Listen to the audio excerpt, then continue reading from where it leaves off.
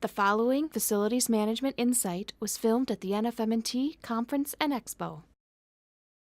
Some of those features quickly for you, and this is a common trait that's going on now is classroom doors. When you're designing schools, when you are revising, when you're renovating schools, to get your architects to do stay locked doors.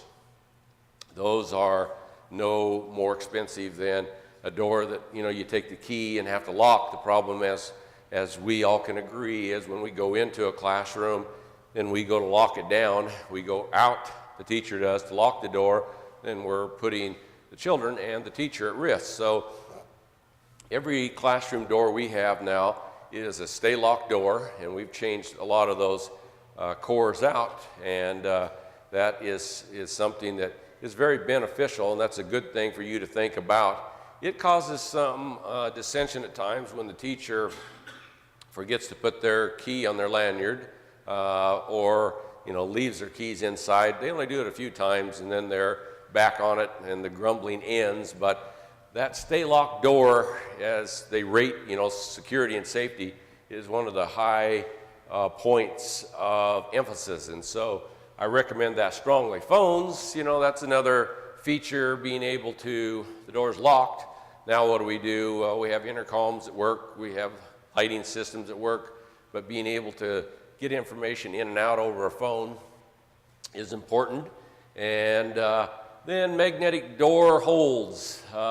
If indeed you have those, and I tour a lot of buildings, do a lot of opportunity of meeting with superintendents, looking at facilities, the majority of schools that has those magnetic door hold opens, they have an opportunity, as you design a new one, to run the electronics back to the main office, and we have that in the school. That gives a central button to push that principal then can hit, and that releases the magnetism of the hold opens, and then all the doors swing shut. Of course, they're locked because they stay locked doors, but that gives us another secure opportunity for schools to be, classrooms to be locked, and corridor doors too. And so that's another feature that works well if your corridors are rated corridors and the open doors are allowed. If it's not, if it's a fire rated corridor that requires the doors to be shut, then you're not going to have magnetic closures on there at all. And then entrance vestibules, meaning that, I'll show you one here in a minute, but meaning that, the idea came from doctors' offices. We picked that up as school people. You go into a ER room, or even some of the doctors, and you're waiting outside, then they hit the button and it unlocks the door. You enter a secure area.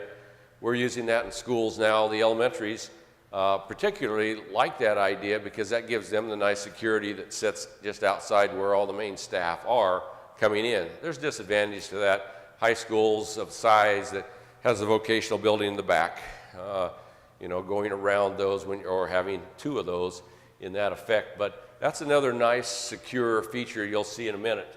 Security cameras, that we're all using those. The question on those cameras is this: are they going to reach out far enough for what you're doing? Is there enough of those cameras?